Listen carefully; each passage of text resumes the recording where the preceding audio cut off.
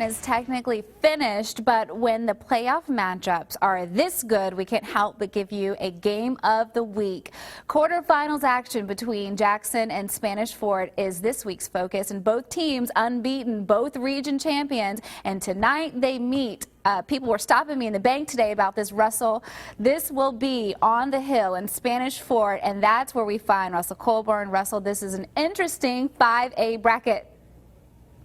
Oh, absolutely it is. And not only because you have the number 1 and 2 teams in the state in 5A going at it tonight, but to put it in March Madness terms for you, if you live here in the South, you had a perfect second round bracket. We're talking Saraland beating Homewood. Some would call that an upset. And St. Paul's in a gritty overtime win over Benjamin Russell, setting up some monster semifinal showdowns. Set, go!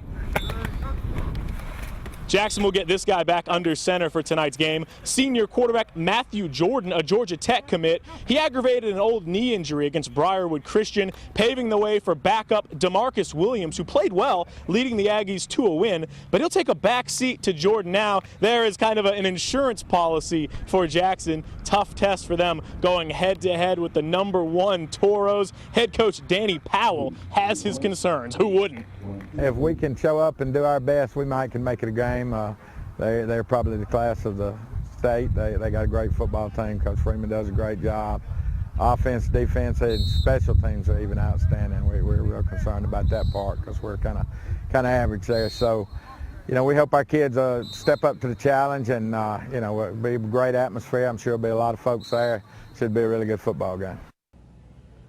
That it should, and you heard Coach Powell mention the atmosphere. I've spoken to a number of people like you, Letitia, who say there is no better atmosphere than to watch a game of high school football here in Alabama than here on the Hill. A perfect place to showcase the talents of the top 2 teams in the state in 5A. Coming up in the next hour of news, you'll hear from the Toros. But for now, live atop the Hill, Russell Colburn, Fox 10 Sports.